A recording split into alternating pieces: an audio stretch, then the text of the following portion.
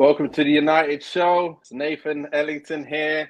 Obviously, normally you got Kieran here, but it's me today, kicking everything off for this Thursday evening.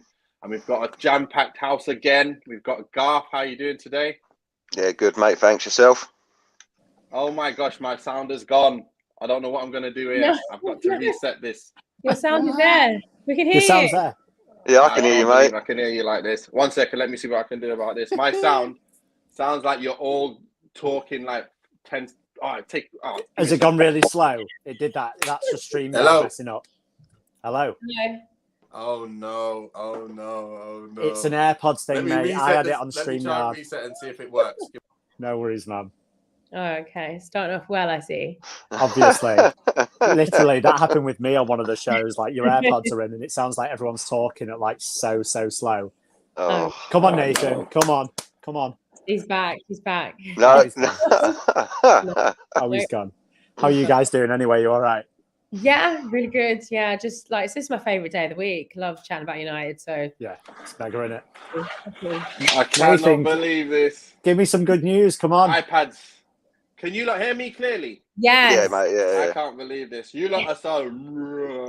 Yeah. It's the same thing. I've seen it before. I'm going to get on my phone. Get on my phone. This is a killer. Absolute killer. Oh, so funny, man. It's happened to me before. Right, don't worry about give us 2 seconds. We'll get set all up. right. There's nothing to talk about at United anyway. There's loads to talk about. I don't want to know. We're never in the news. Never in the news. Enter the studio now. There's always stuff to talk about with United. Always. We're never in the news. I never pick up a newspaper and see Man United. Actually, ever. yeah, that's true. I don't ever see anything at all. So, yeah. We're going double Nathan. Oh, yes. Right, guys. Double bubble. There we are. I got to get in twice. Let's see if this is going to work out now. My goodness me. Can you guys hear me well? Yeah. Kieran's going to be cussing later. I know, it's a killer. I'm going to delete myself off here now. Nothing like live broadcasting, is there? Honestly, it's so good. You know what? Who cares anyway? It brings a bit of fun and unpredictability to it all. So let me get over this slide now and see if I can go widescreen. Can I go widescreen? Man. Yes, I can. We're back. Lovely. The phone is working. There we go. Right, guys. Just want to let's see what we got today. We're talking about the positives, or maybe not the positives first. But let's just bring up the first thing that's been happening while we've been sitting here waiting for football to begin again. It's like, guys, it hurts me when this happens. You know, when we're on an international break, it really, really hurts because it's just, I don't like international football, to be honest. And I just want to see football back, you know, Man United back on the scene. So anyway, the first thing we got today is Bruno's new 5-year contract. When you heard this news, let's start with Garth. When you heard this news, what were you thinking? I was thinking typical Man United, tying down a player when we haven't got a manager to say whether his contract don't run out until 2025 anyway. So in reality, it's a 2-year extension. Someone said to me it's bringing him up to.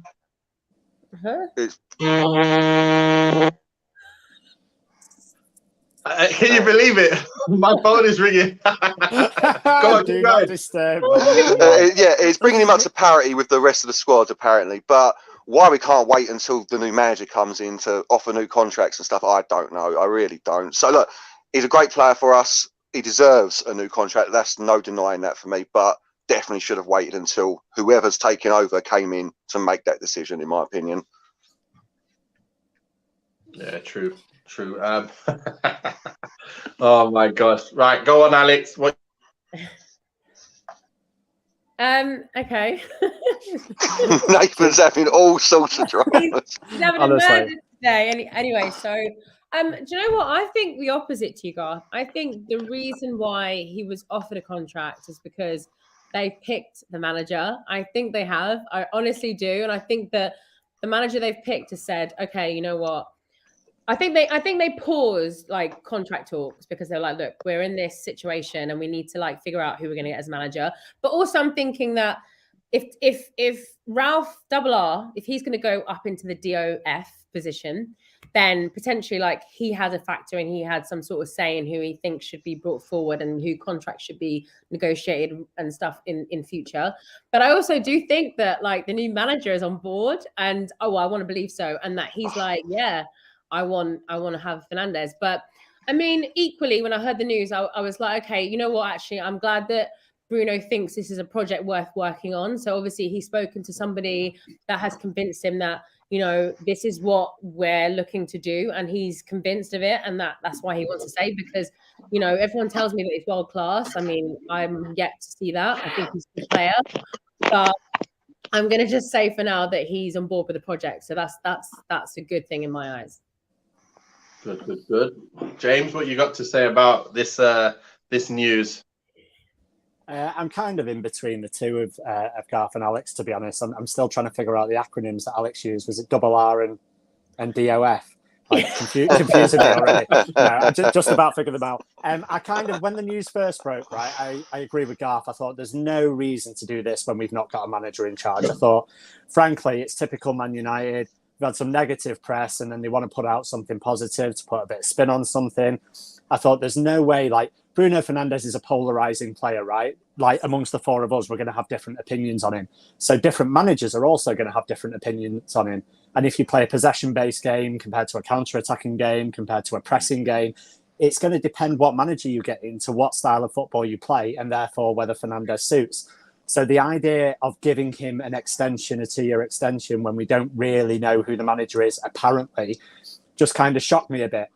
The flip side of that is Bruno Fernandes' wages are far too low compared to the rest of the squad. So he definitely deserves to be knocking on the manager's door and saying, I deserve an extension. That's not arguable. He was on like 120 a week with someone like Rashford or Martial earning double that.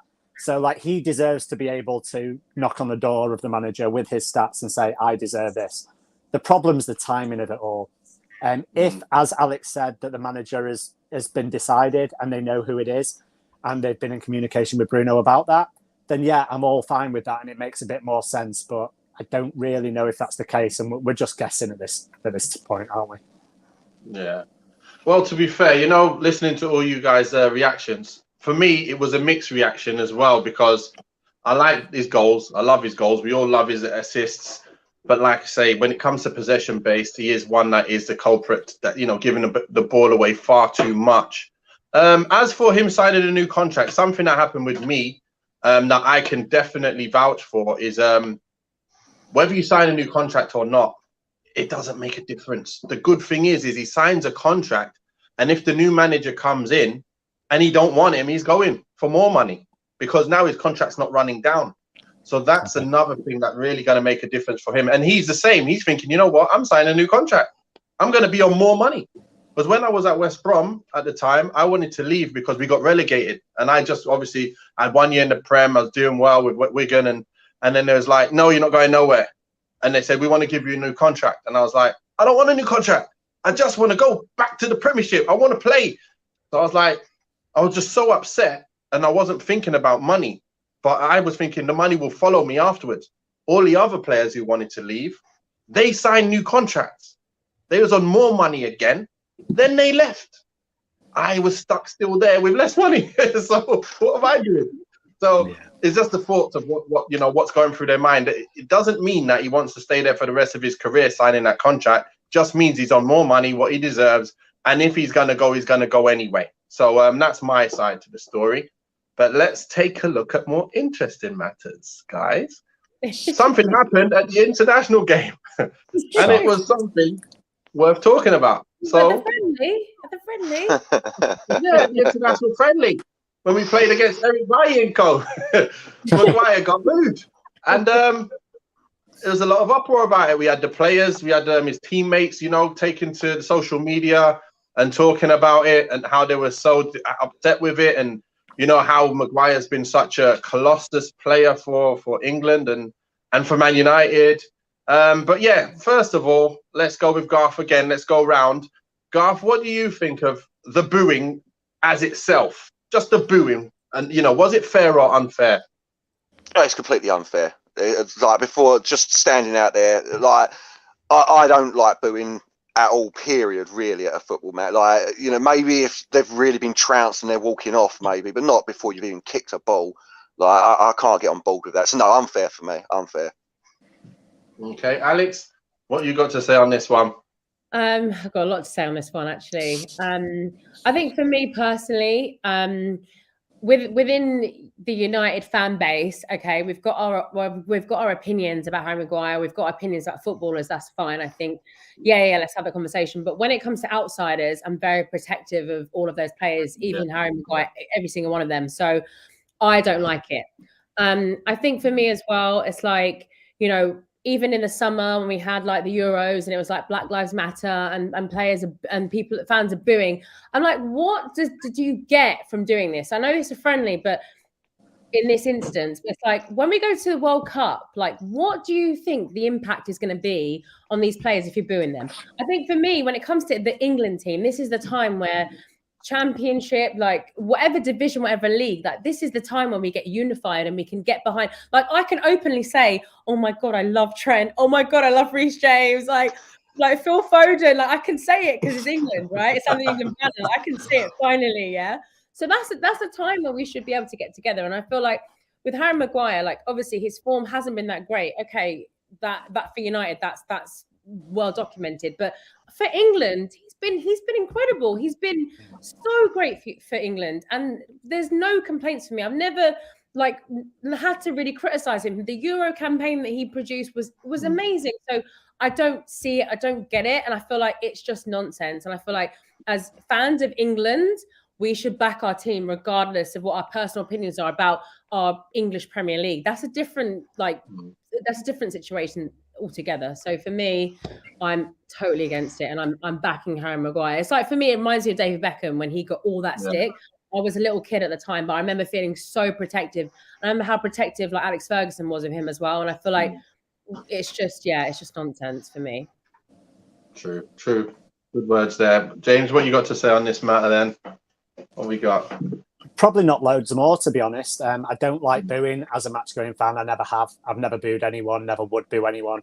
I don't get it. Like, if you think about your workplace and if you're struggling at work, do you react better to someone giving you a load of shit, or do you react better to someone putting their arm around you and like, come on, you know, let's get going kind of thing? I just don't think it helps. It's constructive in any way. People go, oh, you know, well, fans pay their ticket prices, they're entitled to their opinion. It's like, yeah, you're entitled to your opinion. No one's saying you're not, but you don't have to voice it in a certain way that has a negative impact on the team you supposedly support. So I don't really get that argument at all.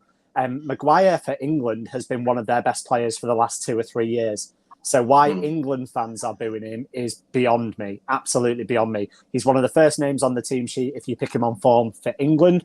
I understand some people going on about like selection issues and stuff like that because he's a team that are 5th in the league and he's one of our arguably worst defenders. But once Southgate picks him, he's on the pitch to do a job. And if he's on a pitch to do a job, then as a fan of that team, you support them. So I just don't get it. I think it's pretty moronic, to be honest. I really do. Yeah. To be fair, look, I'm the first to say when someone's had a bad game and they're not playing well. But look, I don't want to boo him. Whenever he plays, I might say, oh man, I don't want him playing. I want someone else. But when he's on the pitch, I'm like, come on, you know, do your job, do really well, please. You know, I'll back him all day because nobody wants to be booed, as you say, and it hurts. It hurts. I hated just one bad comment.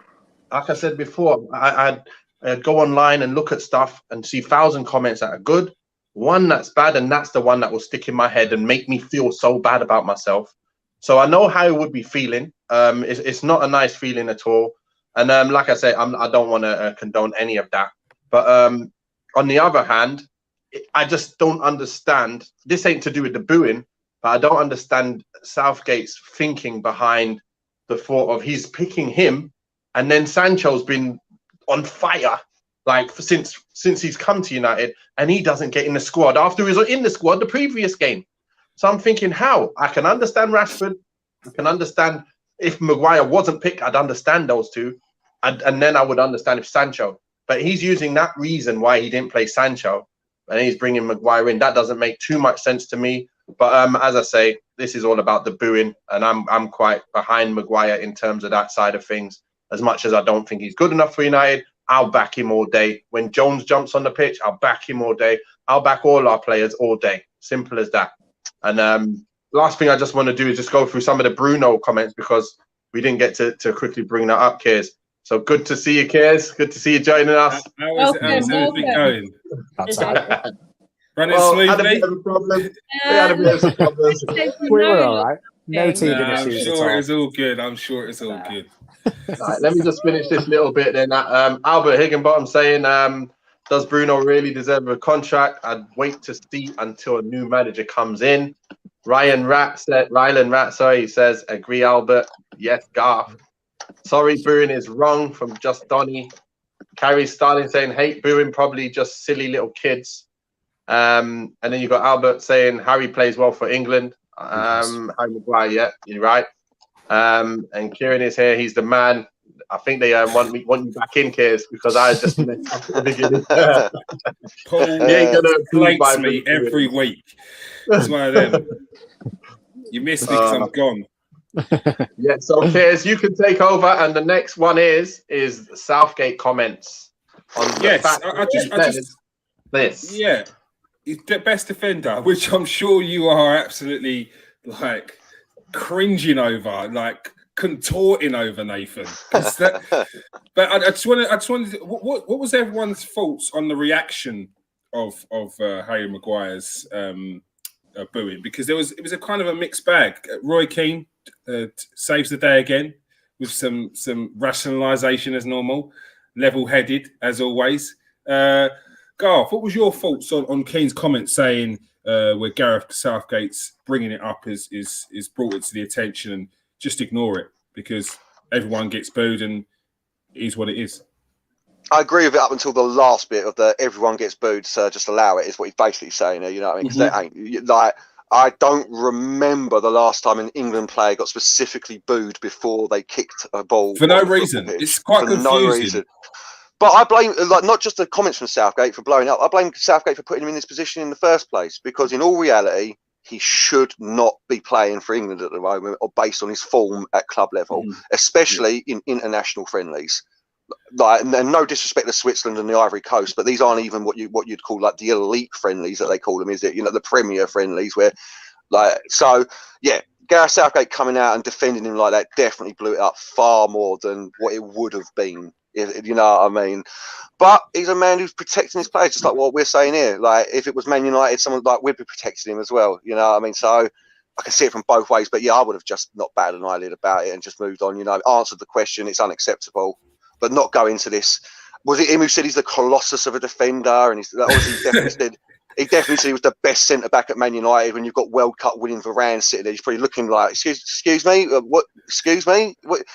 Like, he isn't the best defender at Man United. And to be fair, I was just saying that beforehand. He plays well for England, yeah, against most teams. But I did the stats of the 42 caps he's had for England. He's played elite teams 13 times, and we've only won 3 of those games. And he's been at fault for a couple of the defeats there. We've drawn, we won 3, drawn 4, lost 6 against top 10 international teams. Like, so if you're saying he plays well, yeah, against Andorra, Albania, Honduras, yeah, like, it's fair enough. But when it actually comes to elite teams, England as a whole don't play very well. So it's one of those things. He did well in the Euros, I'll give you that. But it's a contradiction in terms. He's England's all-time top defending goal scorer now with 7. He beat John Terry and Jack Charlton to it. So I can see it from both points of view. But yeah, I wouldn't have gone out like Southgate did and start like basically attacking everyone for booing him like that. You know what I mean? And trying to defend him.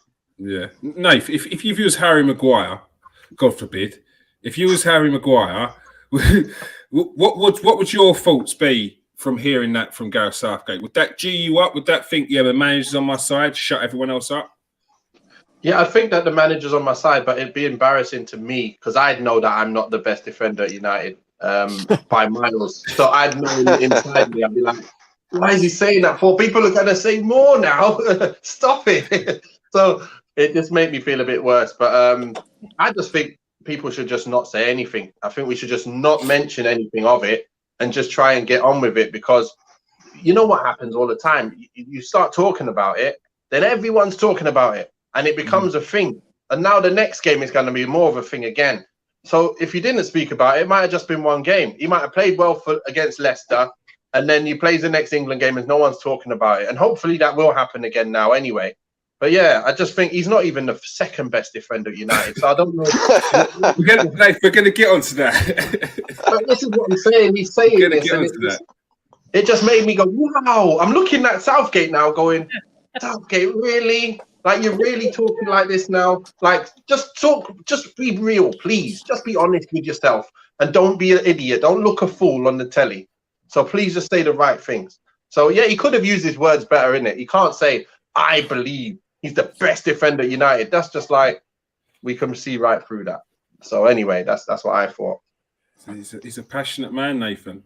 Alex, do you think he could have done it in a different way, Gareth Southgate? Going back to what you were saying before as well, I was thinking the only other time maybe that I've seen England fans boo is like before they were taking the knee during the Euros. That's when they booed the whole of the England squad when they were on their knees. Just and I was pure like, class, wow. really, isn't it? Who's class? But again, at that particular time, Gareth Southgate came out and said, this is pathetic, this is silly, the boys have been doing this, and he backed them. So I think that along that similar vein, I think that, yeah, he is right in a sense to defend his players. And I think that that sends a message of camaraderie. And I think that that's something we need ahead of the World Cup. I think that the players who are going to go there, obviously, I think Maguire's going to be one. Why would you break up the centre-back pairing 6 months before a massive tournament? You wouldn't. So I feel like Maguire needs that message and that support from his manager. And I think that, for me personally, it's a great thing. I think Alex Ferguson was really, I mean, I'm just talking about the manager, but he was great at doing that, regardless of the rights and wrongs. I mean, and this is just bringing me back and giving me the PSTD from David Beckham when he went through that situation. I'm sure before England games, when he went back, he was booed relentlessly, probably. I mean, that was a whole saga. So I think that managers in that position should come out and support the player. Building them up to this next level and this comment about him being the best defender at United. I mean, listen, I mean, I am not a coach. I don't coach any football players, so I'm not on that level. But I think he's chatting a load of rubbish because he literally this season is not the third best central defender at United. So that comment alone, he can get in the bin. But other stuff, I will agree with for sure. James, do you think this could potentially have all the other teams as soon as Harry Maguire touches the ball? You know how football fans get like just booing just to try and get inside his head. Well, you know we're playing at weekend, right? So he's going to get a raucous reception anyway because we're playing Leicester. So he's going back to his old team. So the timing of it, you know, the 100%. He's getting booed. Yeah. Harry Maguire. So like literally, you know he's going to get a raucous reception anyway, right? So the timing of it is absolutely crazy. And with Southgate right to come out, listen, he's backing his player and he's always going to do that. And I can't really discredit him for that. Like, that's what I would do in that situation. But he did bring a lot of light and a lot of publicity to it. I'll be blatantly honest. I didn't watch the game. I didn't really know we were playing. The only way I knew we were playing is Maguire was trending on Twitter. And I was like, oh, what's going on? Check Twitter and everyone was going mental. So I have no interest when it comes to international friendlies. I have zero. Qualifiers, yeah. Major tournaments, obviously, yeah. But international friendlies, I'm like, I just want United back. Maguire is the best defender at Man United. Maguire is certainly the first defender on the team sheet at Manchester United. But that has nothing to do with being the best defender at Manchester United. That's all politics. But he's not the best defender at Manchester United. We can all name 1, 2, or maybe even 3 centre-backs. And if we go down to the under-23s, we might get a few more as well. Absolutely scathing report there from James. Sorry, not sorry. Love it. And that wasn't even Nathan. I've got him in fifth. Yes! I've got him in fifth at the minute. All right. So, Nathan, let's get to the point. We're going to talk about Man United's best defender in the last, 10 years? Harry Maguire. Yeah. Southgate backs it up. What's your thoughts? What, the best in the last 10 years? What are you trolling, kid? You absolute troll. Did I say it too? Was it too smooth? Did I say it like it was too serious? There's no way. Is it that? There's no too way. serious. Sorry. No. That isn't really what happened, is it? He didn't say that. No. I'm joking. No. I'm joking, mate. Jeez. No, he's Man United's best defender. What's your thoughts on Gareth Southgate saying he's a colossus? Is it just his same words, just to back up his man? Do you think he really 100%. feels that?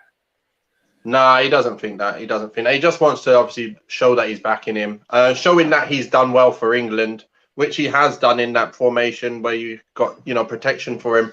He does very well with that protection. There's no doubt in that. When you don't have to run behind him, you got no space to run in behind him. He's pretty good with everything in front of him. That's fine. But for United, obviously, looking at it, he's never been the best defender. I've got everybody in front of him, to be fair. I think all of the centre-backs, apart from, I think he'd have a good fight for his money with Lindelof. But to be honest, I think Jones has shown that he's better than him. Even Jones in that one game back, after seeing that one game back, I was like, man, I'll play you, Jones, if he's going to play like that. Obviously, Varane, Bailly, even I think I'd try and play Mengi. You haven't even seen much of him. I'd put Mengi in front of him and let him play. I'd even have, what's his name on loan, Tuanzebe in front of him. So that's just me. I'm not being rude. That's my choice. I'd pick them guys ahead of him. That's all of them. So he's probably fifth in line for me. Wow. Fifth in line. Your most expensive defender is now fifth in line. Garth, Gareth Southgate's not really going to say anything different to that, is he? No, but he come out with. I think it's the way he said it. He said things that, like I was saying before, he's contradicted himself already by saying he will only pick. When he joined England, he said he will pick players on form. He does not pick players on reputation. There's a direct quote from him. So that's what I'm saying. I think it is fault. But he come out with, and every action on the field is analysed to death. It's like, yeah, he's the world's most expensive defender. Of course it's going to be. That comes with that price tag. I know it's not his fault. So, I thought he was confused. I think he realised that he made a mistake by playing Harry Maguire in that game and was on the defensive, not only for Maguire, but for himself as well. You know what I mean? Because it's him who's put him in that position to be booed. Because I think a lot of the fans were booing, not because of because of Harry Maguire itself, but because he's getting picked over players that they'd rather see in the team. It doesn't make it right, obviously. It's still wrong. Who? And this goes out to everyone. Who goes in over Harry Maguire right now? Friendly or not? Eric Dyer potentially.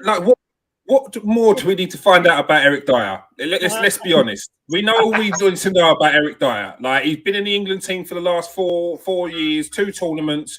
We ain't going to learn nothing new about Eric Dyer. Is this your Arsenal hat coming on, or is this? Just Ben White can never go. We were playing Ben White at right back. There's one straight away. That's fair. It's like either Tyrone Mings then and John Stones. I mean, or Connor Cody. It's what are the options? You just got to play the better players, isn't it? The players who are most informed, and that's what he said. So if you're not going to put Sancho and Rashford in, don't put Maguire in because he's having the torrid. Yeah, this form thing, this form. So look, I get him saying that, and to a certain extent, it has to be picked on form. But you've also got a group of players, who you've got to keep a bond with. So you can't be chopping and changing. And on the flip side, trust comes from the manager and trust comes from the players on both sides. And they need to trust the manager that if they have a little bit of bad form, that they're not going to get dropped just like that. Because if you're on the pitch and you're thinking, I better have a good game, otherwise I'm coming off in the 60th minute, you're going to have a poor game. You're going to be rubbish because you're going to be thinking about mistakes you're making. You're going to be thinking about the touch, every shot you've had or not had, or every clearance, and you're going to get in your own head. So surely it's down to the manager for players to feel safe, even though it might not be the truth, that they're going to have a spot in the team. James, what's your thoughts on the whole form thing? Does it have to be picked on form? Or is there an element of balance? Or does it have to be picked on, no, this is my team, I'm sticking to it? There's probably 2 sides to every story like there is to this one, right? The problem, like Alex and Garth have said, is that the fact that Southgate made the comment that he picks on form and then didn't pick on form. Yeah. That's the issue. I don't think anyone would have had an issue if he'd have said, I picked my most established players. Maguire has so many caps for England. He's done well at the Euros, done well at the World Cup, and therefore he keeps his spot in the team. We want to keep a solid 11. If he'd have said that, no one would have had an issue, because I partly agree. There's also the side that Maguire might be low on confidence, maybe a couple of international friendlies in a team where he's comfortable and he plays well and they get less criticism normally, would be a chance for him to play through confidence. So there's also that argument. I don't think you have to pick on form. And is it international form or is it club form? Because they're two very different things with Harry Maguire. Harry Maguire's international form is very good. I know Garth said about elite teams, but that goes across the whole of the England squad, not just Harry Maguire. So I don't really hold him responsible for that. For England in general, he is very good because Pickford comes out from the back and sweeps up behind him, whereas De Gea doesn't.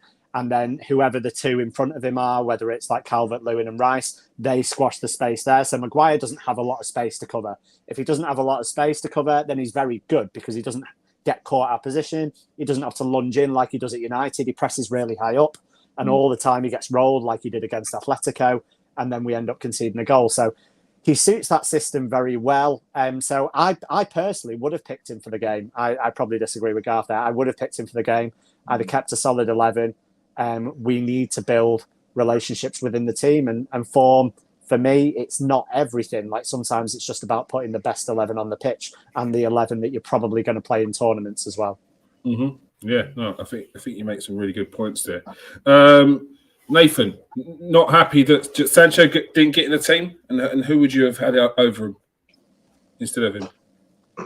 To be fair, it's a difficult one, but I definitely would have had Sancho in the side. That's for sure. Yeah. I would have probably kept Maguire in the squad myself because we don't have that many. I don't think we have that many.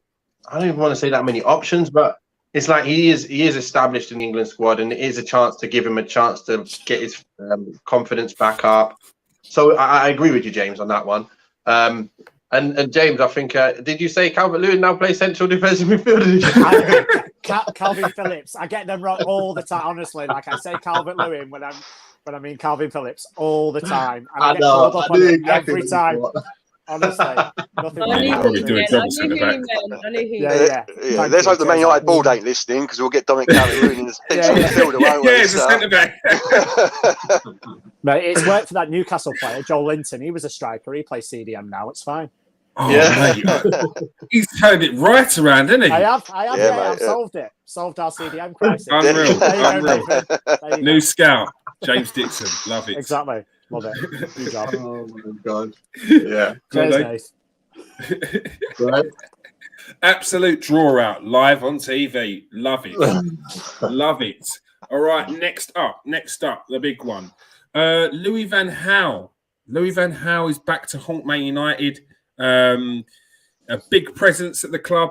Some loved him, some hated him, but it seems like the general consensus is he probably left a bit too soon. However, his latest comments are surely going to rile up a few Man United fans. He's said on in an interview while as Dutch manager, he said that Erik ten Hag is a great coach, which is good for Manchester United. However, he needs to join a club that's a football club and not a commercial club. Nathan, I'm going to go to you first on this. What are your thoughts on that? What is Louis van Gaal doing? Do you agree? Are Man United a commercial club? Is this anything new? Should Ten Hag just ignore that? And I'll go on to some comments a bit from Mario Melchot, who rebukes those comments. Go on. Yeah, I think the blood's still dripping from that dagger in his back. He's trying to just got it out just recently, and he's like, oh my gosh, I've got to say something here because I don't want another fellow, Dutchman. Or is he Dutch? He is Dutch, isn't he? Yeah. Coming in and coming into where I was and having the same treatment as I had. Because to me, I liked Van Gaal. I liked the type of football he had. He didn't have his players that he wanted, so we did look boring. But we had all the possession that we wanted. He brought in cultured players in Blind. He brought in Martial and he got him in. Put Rashford in. He brought in Varela at right back. He brought in you through he did everything that we're probably going to be expecting a Poch to do. Yeah, and then they just got rid of him because a certain guy was available. And that's what they probably thought from day one was, we need that guy. Everybody was talking after Alex left was, we want that guy. And we know who he is, Jose. So the minute he became available, they didn't care what they had. They just thought, we need that guy. He's going to get us the championship again. So whatever happens, I don't care what happens to Van Gaal, bang, we throw him in. So Van Gaal's obviously just gone and won the FA Cup, and he's sitting there going, you guys are seriously doing this to me. And I've done all of this, and I'm making great progression here, and you just dash me out.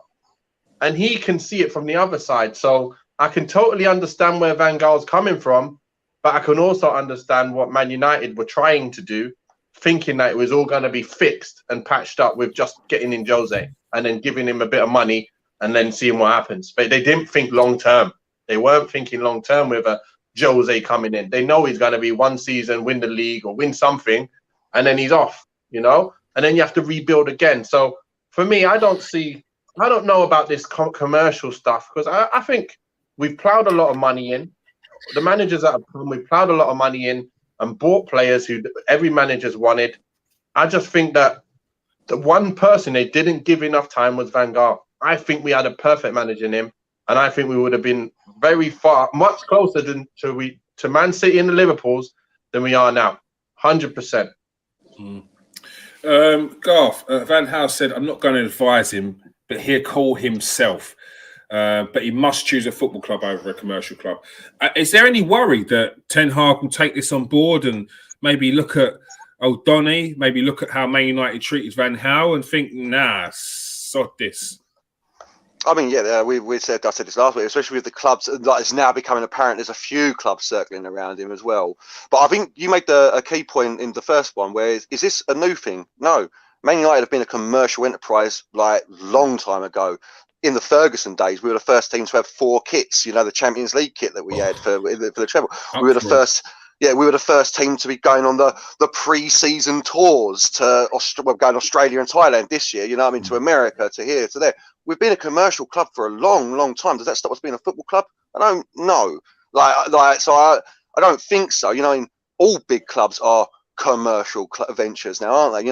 They all are, every single one. So although I agree with the sentiment of his statement, it doesn't really mean anything, does it? Because what isn't a commercial club anymore?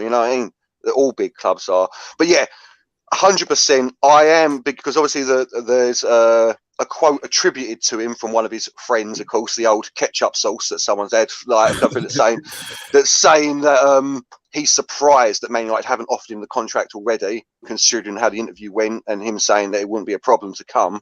Whether that's true or not, I don't know. But yeah, I am worried, because we're doing the typical Man United thing again, and I can easily see. Say again? Dragging your feet. Dragging our feet, yeah. I can see us losing him quite easily. So yeah, I am worried. Yeah, it's one of those things. Alex, Mario Melchor said he doesn't agree. He said, why I don't agree is because this is modern day football. We're moving into a market where every club is a brand. Every club needs to be part of this advertising, because if you're not, your club won't be highlighted, and there'll be no one coming in. Are you of the thought of it shouldn't really matter that this is it's a big club, commercial club, football club? What's the difference? I think Louis van Gaal is a bitter Betty. And I say that because he called Ed Woodward an evil genius and said that Ed Woodward has zero understanding of football and someone who was an investment banker. Yeah, he's a disgruntled former employee who just wants to, insert himself into business that is not involving him. Same with Ibrahimovic. Said the same. The nonsense, that surrounds this club is unbelievable. But it's just nonsense, because if you look at clubs anyway, going back to United in the 90s, what is on the front of all football players' shirts? It's a sponsor. Mm-hmm. I mean, to the Sharp days, you look at JVC on Arsenal, what is that? It's commercial. It's what is on the club, the Etihad, the Emirates. Am I going berserk? Or is that not commercial? Is that not commercial? But anyway, that's just me. I think when he's talking about it being a commercial club, he's obviously talking about the arrival of Ed Woodward 10 years ago. And I think, everyone can say that when he came along, his brain wasn't necessarily like you see, even though Roman Abramovich is an owner, but you could see that Abramovich, sorry, I know it's political right now, but he cared about Chelsea enough that he wanted them to win trophies. Whereas I think when Woodward came in, he was all about the dinero, the dollar, the pound. So I think that's where we can look at the Glazers and say, we dislike them because they're not about the club and promoting. But we've always been a club that's been commercial. We're called it's the Aon carries it's this Aon for the training facility. So I don't understand why he's attacking United specifically, because literally every football club, Chelsea have got the 3 brand on their chest. So that for me is every club's commercial, even down to your Norwich, down to your Burnley. We're all like that because that's how we make our money, and that also funnels into other football leagues and etc. So it's not a bad thing to be commercial because that's how you make your money. That's how you buy your players. That's how you become relevant and you stay relevant. So that comment just says he's a disgruntled former employee who has nothing better to do than just keep dissing us. And that obviously as well goes back to the thing with Van de Beek, when he didn't pick Van de Beek when he could have done, because look at we go back to Maguire, he gets chosen, he's not been on form. Van de Beek hasn't been chosen on form, but Louis van Gaal says that Van de Beek's great. He's a Dutch coach. He knows, but he doesn't choose him. Why? Oh, because he plays for United. Oh, he's not playing. So for me, it just screams bitter Betty, disgruntled former employee. So next. All right. Alex has made her voice known. She's not interested in what Louis van Gaal says to say. All right. James, commercial club, football club, what's the difference? What's your thoughts on Van Gaal's comments? Zero difference, mate. Zero difference. Bitter Betty. I like that, to be honest. Jesse Lingard's goal, absolute screamer, had barely hit the net by the time Van Gaal was sacked, right? It's the first trophy we'd won in a while, and Van Gaal must have thought, I'm onto something here. And then he's got his P45 before he knows it. So he has a right to be bitter in some way. So when he's asked about it, am I surprised he gives a response like that? No, you're not going to give a positive reference to someone that screwed you over in the past, to be fair. So I would imagine he's going to be pretty annoyed at the club still. And to say it's a commercial club and he should go to a football club instead, I guess he means like Alex said, Ed Woodward came in 2005, in fairness, but from 2013, when he took over David Gill's role, there's been a slight change in direction of the club. Well, a big change in direction of the club. And they may have become more commercial. So maybe he's thinking about more of a footballing club, someone like a Southampton or something where their youth setup's mega or something like that. But at the end of the day, commercial clubs are everywhere. Everyone says, oh, let's go manage and let's go play in England. It's the most competitive, most successful league in the world. Why? Because Sky's money, because BT's money, because all of this money gets injected into this league because it's so commercial, it's so sellable. Everyone wants to sponsor it. So if nobody wanted to sponsor it and it wasn't commercial, no one would watch it. There'd be no money in it and no one would want to come here. So people just don't understand the way sport works. Like you said, you've got Sharp View Cam on the front of our shirts in the 90s. We've had Aon on the front. We've had all sorts on our shirt. Stadiums are named after things. We're always signing a new tractor deal or a noodle deal or whatever it is. We're signing deals left, right, and centre. On the whole, Van Gaal, he's just bitter, man. I don't see why he had to make the comments. At the end of the day, Ten Hag is going to make his decision. Have we missed the boat? One of the guys, Flex did an interview with an Ajax source kind of thing, and one of the things that hit me about the whole thing was he said that Ajax weren't, the Dutch media weren't really reporting that Ajax were looking for a replacement. And that seemed really strange for me because over here he's odds-on favourite to be United manager. He's 15-8 on, and it's if it was so strong the link, then Ajax would surely be looking for a replacement mid-season. I know they're in a title race, but you would think that they'd have sought out someone maybe, but there's no links of them to any manager at all. Which may be the fact that they just leak less than Manchester United. And to be honest, everyone leaks less than Manchester United. They're leaking like a sieve at the moment. Yeah. To be honest, everyone leaks less than us. But I just found it a bit strange that there was no news of an Ajax looking for a new manager or anything at all. I thought that was strange. Yeah, very interesting. Top research there, James. Love that. Nath, is there any worry in the back of your mind that you're going to miss out on Ten Hag, or is it like, look, if we don't get Ten Hag, we'll get Pochettino? We, from the sounds of it, we've interviewed him. We've interviewed him anyway, and we've gone through everything. So look, we've done what we have to do, and if he wants to come, it will happen. I'm not worried about anything. To be fair, look, you've got two very good managers that we're linked with. Whoever comes, they'll make the right decision. Whoever comes out of those two, I don't really mind. You know, they both got good resumes, good football about them. They've got good history. So look, if we don't get one, we get the other. So be it. I'm just happy, you know. I just want to see us just have a bit of stability in that area, and then just back him to just do his work and get on with it. You know, that's all I want to see. So I'm not worried at all. I'm not worried at all. All right. Next up, Nemanja Matic. His comments. He's saying the atmosphere in the dressing room has not been good. So as you know, we're not in the best position in the league, and the atmosphere has not been fantastic. But if we stay positive and believe until the end, because we want to finish top four, the atmosphere in the dressing room will depend on that. If we finish top four, it'll be good for us. Everyone will be, I cannot say happy, but satisfied. If we don't make it, the dressing room will be very sad. And he goes on to say that Ralph Rangnick is trying his best to make it happen. Quickly to you, Nathan. What's your thoughts on this? Once again, I know he's not on international duty. It seems to happen when international duty comes round. Man United players seem to start talking. Just be an honest viewpoint from Matic. Did he need to say anything?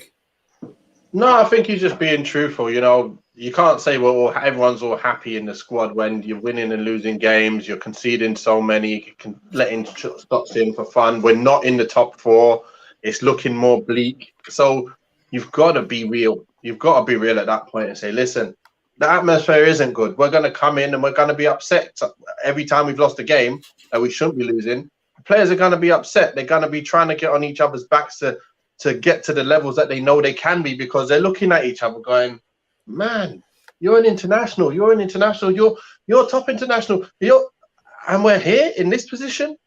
That's the kind of thing. There's a feeling of kind of, maybe they're feeling a bit, you know, you're going to feel very down when you got that amount of good players in the side. You was expecting to be top 3 at least, and all of a sudden you're in 5th, 6th and just looking rubbish. So, you know, we just got to get something going and just get some continuity going and some consistency towards the end of the season. We should win games that on paper you look at it and go, United will win that game. We've got to get there, but I don't think it's going to happen this year. That's why I say we're not coming top 4. We're going to miss out. I feel like it. I can see it. I can feel it, that we're just, from what I'm seeing at the moment, if it continues the way it is, 100%, we are going to not make that top 4.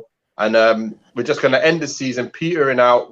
Most of us are not even going to be bothered about watching the games. We're going to be sitting there going, I want to watch it, but okay. You know, I don't really want to watch it, but I'm a Man United supporter, so I'm going to watch it. That's how we're going to feel towards the end of the season. And then we're going to be like, right, who's the new manager? And then kick in that good feeling again. I think we're not going to feel good until next season, I'm telling you. So that's my thought. All right. Golf. Matic, did you need to say anything? Could you have just kept quiet? Just answer the question, be honest. Yeah, I was going to say, I don't really know the context of how he was asked. If he's just come out and said this, then no, he didn't need to say nothing at all. If he's been asked a direct question by a reporter, then yeah, he's being dead honest, and it is the truth. I hope he ain't got no money on us finishing top 4, though, because there is no way we're making top 4. You know what I mean? Like, unless Arsenal implode and we win every game from now till the end of the season. Like, it's there's just other clubs. There's Tottenham as well. West Ham, Spurs, West. Yeah, but I know I don't want to jinx Arsenal, Keir. I'm sorry. There's Wolves as well, by the way. Yeah. So there's no way we're making top 4. I don't think. So the flip to that is, in that case, you say it's the main amount. You're saying if we don't make top 4, we're good. Like, whoever the new manager is going to come into a horrifically divided dressing room with everyone really depressed. You know, I hope not, but yeah, no. I mean, he's speaking truth. He's speaking facts. It's been an abysmal year for us, and it's not good enough. So, yeah. Alex, did Matic need to talk? Is it just look, is he lying? The atmosphere is not great, or is this just another Man United player that just needs to keep quiet? My head. There's too many chatty Caffeys in this team. Zip it. The chatty Caffeys. Luke Shaw. I'm sick of Paul Pogba. Luke Shaw, don't shut up. Like, I mean, what's that? The Godfather quote, Michael Corleone. What did he say? You don't ever go against the family ever. Like, what is he doing? I mean, it's like, it's unbelievable. It's unbelievable. Could you imagine under an Alex Ferguson reign if David Beckham or Gary Neville or Rio Ferdinand was thinking like this? Where would they be? They wouldn't even be playing. They'd be on the bench for like a month, or they wouldn't even be turning up on the bench. They wouldn't be anywhere. It's unbelievable. Is this the 21st century? Am I that old in my life that I'm like, where is the morals, the values? And like, even for me, I'm telling you, I'm supporting the United players. I'm backing them, like, regardless if they're playing like, you know, like a joker, I'm still going to back them against our enemies. Why are you going out to our enemies and you're telling everyone, this is how we are, this is what was going on? Like, shush, shut up. I'm so sick of it. I'm like, and you know what the worst part is? You're not even playing that well. You're not even winning a trophy. You're not doing anything. So just shush. If you're going out there and I'm looking at you and I go to games and you're pressing and you're giving everything, okay, maybe I'll give you a little teeny leeway, but you're not even doing that. It's a shambles. So, it just I can't. It really grinds my gears so much, as you can hear. I'm just shush. No, Alex, you're of the old school thinking. I like that. I've got a lot of time for that. There's some of these modern things I just don't get. James, social media. Well, yeah. Yeah, I know. James, what's your thoughts on the situation? Just keep it stum. Just being honest. Everyone knows the atmosphere is not great. Up until Alex spoke, I was kind of with Garth, to be honest. It depends whether he's been asked a direct question or not, right? So it very much depends on, like the Luke Shaw thing, right? Luke Shaw wasn't asked about Manchester United. So as soon as Luke Shaw opened his mouth about Manchester United, I was like, that's not relevant. You brought that up. You should not be doing that. Nathan, honestly, people stop ringing Nathan. You're being trolled, Nathan. They know you're on. Stop ringing him. No, so yeah, when it came to Shaw, like, he wasn't asked about United, right? So as soon as he brings them into it, that's completely wrong. If he was asked a direct question about Manchester United, then yeah, he's just being honest. Then Alex spoke and I was like, well, actually, on one hand, we're saying, like, we're giving Southgate credit for backing Maguire, but then we're like letting our own players slag off our own atmosphere and team. It doesn't kind of sit well. It kind of contradicts. So it's like, we either need to believe that we should back everyone in the workplace, or that it's just a free-for-all and we should just completely be honest. Like, Southgate should come out and go, oh yeah, Maguire is useless. Don't know why I picked him, mate. Like, literally, like, it's one or the other. I don't see how we can do both. So, yeah, it's just, I don't know, man. I mean, obviously the atmosphere is not good. We know it's not good. But again, like Alex said, like, you're telling people weaknesses, right? So for me, it's the same with Ralph. Oh, hi, Nathan. Double Nathan. Where? Double Nathan. Double Nathan. It's the same with like Ralph Rangnick in press conferences, right? He comes out when he analyses games and he's like, you know, we're not very good in the transition. We conceded goals from a transition. And it's like, do you not think the opposition managers watching that and thinking, oh, I know what we'll work on. We'll work on quick transitions all week because that's where they're rubbish. It's like you're telling people that the training ground confidence is fragile. So it's like, right, at the end of the day, if we get a goal against them, like is proven in the second half, like we've done countless times recently, we know they'll crumble.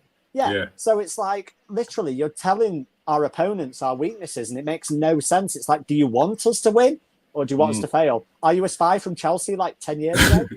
To be fair, I was just reading while you was talking, and it actually just says, Matic freely discussed the mood at Old Trafford while speaking to TalkSport. Yeah. It's like it just, to me, that's just, you was just on TalkSport. And they may have asked a question, but it feels like you could have got out of that question. It feels like you didn't even need to answer it. When it says freely discussing the mood of Man United while on TalkSport, you're like, yeah, leave that one to Jamie O'Hara. Who we got next? Oh, the big game, the next match. Manchester United versus Leicester, Saturday 5:30 on Sky Sports. All right. Let's have a little look. So, Nath, what's your thoughts on the game?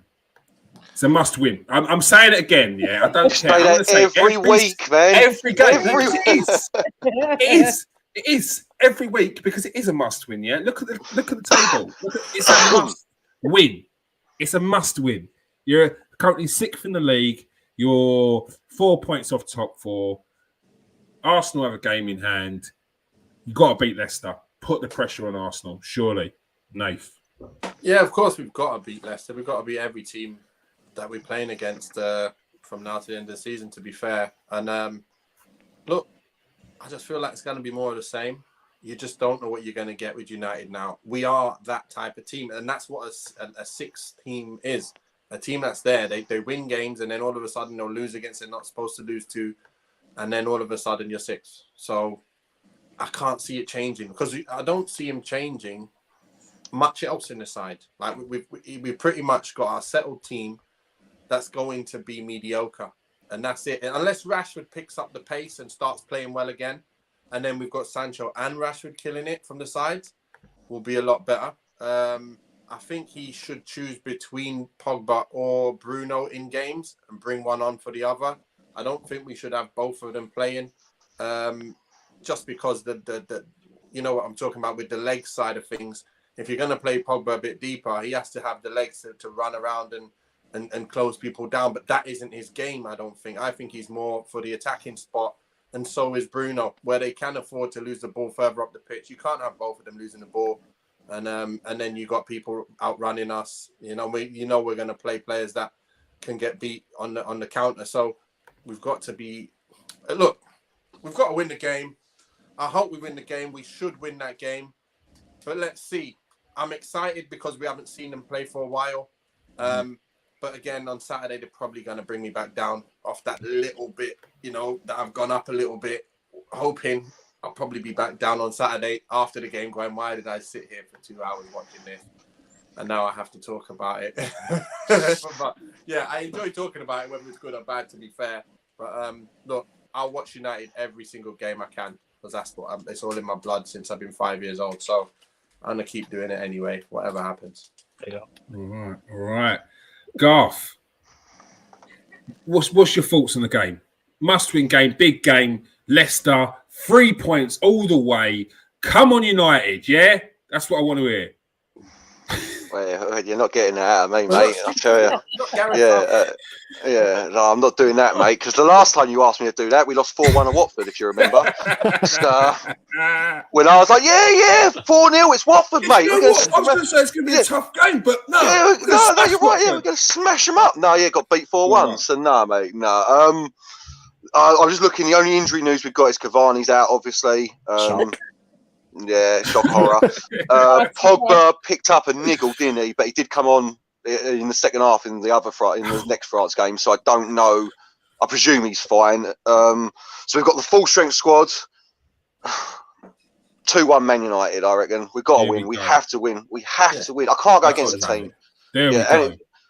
I can't go against the team. 2-1 United. There we go. Right, we've got the first victorious shout over here. Come on, Alex. What you got for me? Man United versus Leicester at home. A must-win game. 5:30 on Sky. Everyone's buzzing for it. Every fan's around the table watching it, ready. The atmosphere's building. Come on, United. You lot are just too optimistic, right, for my liking here. If you see the season that we had, listen to me. I am happy to end up in the Conference League because I know we'll win a trophy. So that is good for me. I'm not interested. It's like I'm fine with us like drawing. Obviously not. Obviously, I want us to beat Leicester. I feel like in some ways we can. I mean, I think I've spoken to some United fans after the whole Portugal game, and they're like so gassed about, you know, Bruno and Ronaldo, the little link up there. But I was like, listen, they've got Bernardo Silva, they've got Cancelo. Let's not like get ahead of our station here. Like we still have like who we have, like, so we've got Telles, etc., Dallo. So it's not like we're going to have the same, turn of display against Leicester. They've also obviously got Maddison, who is immense. Free kicks, I mean, he's just great at that. And then they've got Harvey Barnes, who I love personally. So there's also those threats there. But, there's the other side of it where you can look at Leicester and you can look at their manager, Brendan Rodgers, who was linked with United. I mean, why? As being a bottler, as they say, a bottler. So, I mean, it's two sides of a coin. But ultimately, if they lose, I'm just going to be like, okay, you know what? Europa League conference, we're going to win. So that's a trophy that we've never had. We've seen it all. We've won the lot, but we've never won the Europa Conference League. So the thing is, that is a glass half full. Yeah, no one wants to be going out the arse end of Chechnya to go and play a football game and spend 6 days to get back. And that's the problem. That's the problem. Right now, I'm so starving. I'll take it. It seems like a good thing now that we can win the Conference League, but no, you start your season a week after the season ends. It's rough. No, you don't want to do that. You don't want that. 2 planes to the airport a week. Did your team beat that last season? No. Okay. Who's my team? I'm a neutral. I'm the host of the Man United show. Let's remember that. James, Leicester have been poor this season. There's no two ways about it. For their standards, for the standards that Brendan Rodgers has set, they've been poor. So this is a team who at home, you need it more than they do. They are trying to just get through to the end of the season. 3 points, surely. Yeah, mate, for all those reasons and more, I'm going to stick my neck out and say 4-1 win United. There we go. I like it, James. Always positive, always believe. They're not in good form. They set up perfectly for us. We need a win. Are we going to get top 4? No, I'll bring it back down to earth. We're not going to get top 4, but we do need to win every game, right? So for me, I think it's a game that suits us well. I think there's players that need performances. And yeah, I'm buzzing for the game. We're back after a couple of weeks. If you remember, our last Premier League game was 3-2 against Spurs.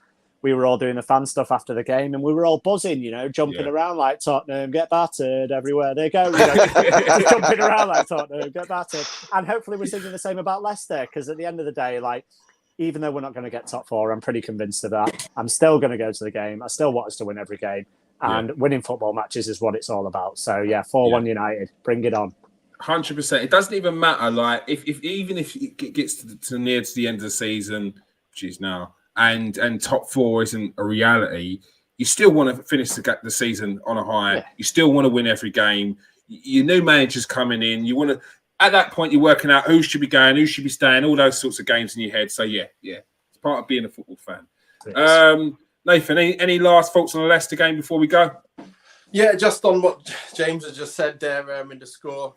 Look, the kind of attacking we've been of late, it's just been missing the finishing. So if we did have the finishing, some of them games could have been that score. So if we can pick up that side of the game, you never know. I think someone is in for a battering this season. There might be one game where we batter someone, and this might be the one. So, it might be United. They're in for the battering. We never know. Didn't they batter us once this year already? They did batter us, didn't they? 4-2, didn't they? Yeah. Forgot about it. Top bins after that mistake. Top corner. So I don't want to see any of that happening. I think Old Trafford, hopefully, look, I've been saying that for a while, innit? Old Trafford, it don't make a difference, Old Trafford or not. So it's just, we just got to win the game. Simple. I think if we can take our chances, like I say, that's the one thing I want to see us improve on. And I hope we've been doing every single day in training while the international break's been on, just finishing your dinner. And if we can do that, should be 4-1, as he says. There we go. There we go. Ended on some positivity. All right. That is all we have time for. Thank you, everyone who's joined us in the comment section. Absolutely buzzing tonight. Love it. Let's keep that up, everyone. I see a couple of new names in there, so I hope you smash that subscribe button. Appreciate the love. If you're watching on Facebook, come over to KS1 TV, smash that like and subscribe and join in the chat. If you're watching on Twitter, I know you only got the last, 20 minutes. That was done on purpose because we don't want you just watching on Twitter. We want you coming over to the YouTube. Yeah, press that subscribe button. All right. Thank you, everyone who's joined us tonight. Thank you for joining us, Garth. Thanks for having me. Pleasure as always. Thank you for joining us, Alex. My favourite night of the week. Hey, buzzing. Thank you for joining us, James. Pleasure, mate. And you. And thank you for joining us, Nathan. Thank you for joining us, Kieran. All right. Yeah, I apologise for being late.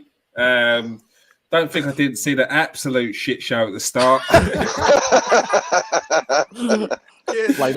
it's all part of live TV. It's all part of TV. We love it. I was cracking up. Sorry. I knew you would be. I knew you would say I was just hoping Alex was like, Kieran's going to be crazy. I was like, I am. I was dying. Oh, my God. Peace out, people. Stay safe and wash your hands.